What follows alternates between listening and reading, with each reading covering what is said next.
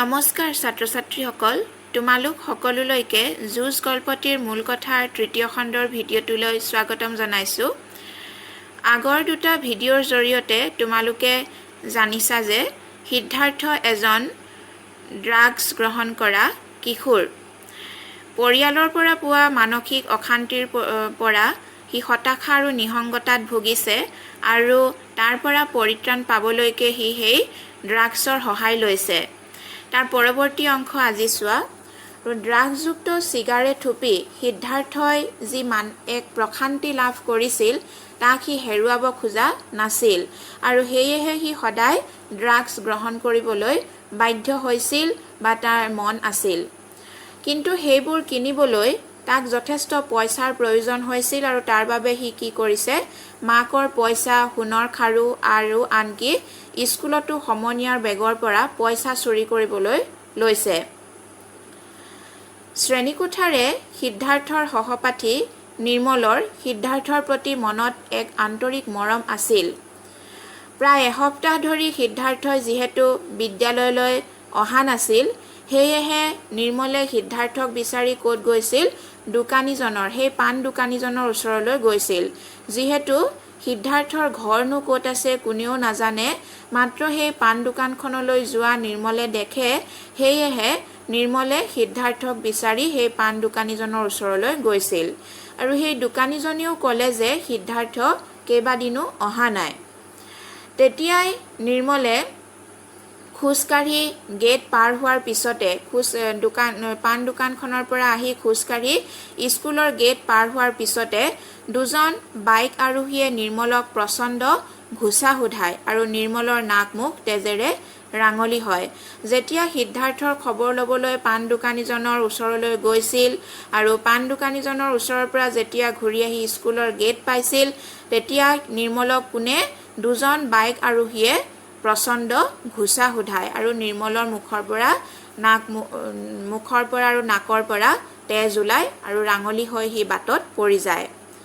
সেই সময়তে ৰাস্তাৰ সিপাৰৰ পৰা চিটি বাছৰ পৰা নামিয়েই ঘটনাটো দেখি সিদ্ধাৰ্থই দৌৰি নিৰ্মলৰ ওচৰ পালেহি আৰু নিৰ্মলক সি তুলি ধৰিছে। নিৰ্মলে তেতিয়া যথেষ্ট যন্ত্ৰণাত আছিল, সি কেঁকাই আছিল আৰু হেহাই হেহাই সিদ্ধাৰ্থক কৈছে, তোৰ কি হৈছে মোক ক'বই লাগিব। সিদ্ধাৰ্থক সুধিছে, তোৰ কিয় এনেকুৱা অৱস্থা হৈছে, তই কিয় স্কুললৈ অহা নাই, তোৰ মনত কি আছে, এই সকলো কথা তই মোক ক'বই লাগিব। সিদ্ধাৰ্থই যিহেতু মাক দেউতাকৰ মৰমৰ পৰা বঞ্চিত হৈছিল বা এক আন্তৰিক সম্পৰ্কৰ পৰা বঞ্চিত হৈছিল, কিন্তু নিৰ্মলে তাৰ প্ৰতি যি আন্তৰিকতা দেখুৱাইছিল তাৰ ফলত কি হ'ল, আন্তৰিকতাৰ পৃথিৱী এখনৰ সন্ধান বিচাৰি সি নিৰ্মলৰ ওচৰলৈ গ'ল আৰু সি নিৰ্মলৰ ওচৰলৈ গ'ল আৰু নিৰ্মলক কি কৰিলে, হিয়া উজাৰি সিদ্ধাৰ্থই সকলো কথা কৈ দিলে যে মাক দেউতাকৰ বিচ্ছেদৰ পৰা সি কেনেকৈ হতাশা আৰু নিসংগতাত ভুগি ড্ৰাগছ আসক্ত হ'ল, সেই সকলো কথা বিৱৰি ক'লে। স্পৰ্শকাতৰ সিদ্ধাৰ্থক নিৰ্মলে বুজিবলৈ চেষ্টা কৰিলে আৰু মৰমৰ দাবীৰে ড্ৰাগছ এৰাৰ কথা ক'লে। যে নিৰ্মলে বুজি পাইছে যে সিদ্ধাৰ্থ আচলতে ওপৰে দেখিবলৈ কঠিন যদিও তাৰ মনটো কিন্তু আকলোৱা, স্পৰ্শকাতৰ, আৰু নিৰ্মলে তাকে বুজিবলৈ চেষ্টা কৰিলে আৰু মৰমৰ দাবীৰে তাক কি কৰিছে, ড্ৰাগছ এৰিবলৈ কৈছে। নিৰ্মলে বুজাইছিল যে প্ৰকৃতিক ভাল পোৱা মানুহ কেতিয়াও অকলশৰীয়া নহয়, গান কিতাপেও মানুহৰ নিসংগতা দূৰ কৰে। সিদ্ধাৰ্থই যে কৈছে সি হতাশাত ভুগিছিল, নিসংগতাত ভুগিছিল, তেতিয়া সেইটো উপায়স্বৰূপে নিৰ্মলে কৈছে যে যদি হতাশাত ভোগা যায় বা নিসংগতাত ভোগা যায়, তেতিয়া মানুহে কি কৰিব পাৰে, প্ৰকৃতিৰ লগত সম্পৰ্ক স্থাপন কৰিব পাৰে, প্ৰকৃতিৰ সৌন্দৰ্য উপভোগ কৰিব পাৰে, নৈ পাহাৰৰ সৌন্দৰ্য চাব পাৰে, কিতাপ পঢ়িব পাৰে, গান শুনিব পাৰে, তেতিয়া সেই হতাশা আৰু নিসংগতাবোৰ বোলে দূৰ হয়। তাৰ লগতে নিৰ্মলে আৰু কৈছে যে আচলতে প্ৰত্যেক মানুহৰে জীৱনবোৰ একোখন যুঁজহে, নিয়মৰ মাজেৰেই যুঁজি যাব লাগিব আৰু নিয়মৰ বাহিৰ হ'লে নিজেই নিজক নিয়ন্ত্ৰণ কৰিব লাগিব। সিদ্ধাৰ্থক নিৰ্মলে জনাইছে যে নিৰ্মলৰ নিজৰ শৰীৰত এটি জটিল ৰোগে বাহ লৈছে আৰু সেই ৰোগৰ বাবেও সি যুঁজি আছে। সেই ৰোগৰ পৰা আৰোগ্য হ'বৰ বাবে নিৰ্মলে নিজেও যুঁজি আছে। হয়তো যুঁজখনত সি হাৰি যাবও পাৰে, হয়তো নিৰ্মল সেই ৰোগৰ বিৰুদ্ধে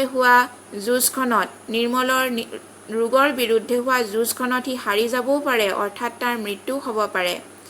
তাক বাধা দিবলৈ নিৰ্মল নাথাকিলেও সিদ্ধাৰ্থ যেন পাণ দোকানখনলৈ নাযায় ড্ৰাগছ বিচাৰি। আৰু খুব ধুনীয়াকৈ নিৰ্মলে সিদ্ধাৰ্থক বুজাইছে যে নিৰ্মল নাথাকিলেও যেন সি পাণ দোকানখনলৈ আৰু ড্ৰাগছ বিচাৰি নাযায়। নিৰ্মলৰ জটিল ৰোগৰ খবৰ শুনি সিদ্ধাৰ্থৰ বুকুখন মোচৰ খাই গ'ল। নিৰ্মলৰ এই জটিল ৰোগৰ কথা গম পাই সিদ্ধাৰ্থৰ মনত খুব দুখ লাগিল। সিও ভয় খাইছে যে তাক আন্তৰিকভাৱে আঁকোৱালি লোৱা বা মৰম কৰা বা তাৰ কথা ভবা এজন বন্ধুক যে সি হেৰুৱাব, সেয়েহে তাৰ খুব দুখ লাগিছে। সি নিৰ্মলক কথা দিলে যে সি ড্ৰাগছৰ পৰা আঁতৰি থাকিব আৰু নিৰ্মলৰ আন্তৰিকতাক সি বুকুত ৰাখিব। আৰু সেয়েহে সি নিৰ্মলক কথা দিছে যে সি ড্ৰাগছৰ পৰা আঁতৰি থাকিব, ড্ৰাগছ আৰু কেতিয়াও গ্ৰহণ নকৰে, আৰু নিৰ্মলৰ তাৰ প্ৰতি যি আন্তৰিকতা আছিল, নিৰ্মল নাথাকিলেও সেই আন্তৰিকতাক বুকুৰ মাজত সুমুৱাই ৰাখিব। ছাত্ৰ ছাত্ৰীসকল, যুঁজ গল্পটিৰ মূল কথা এই তৃতীয় খণ্ডৰ ভিডিঅ'টিতে সামৰণি মাৰিছোঁ। তোমালোকে নিশ্চয় বুজি পাইছা পাঠটি। ধন্যবাদ।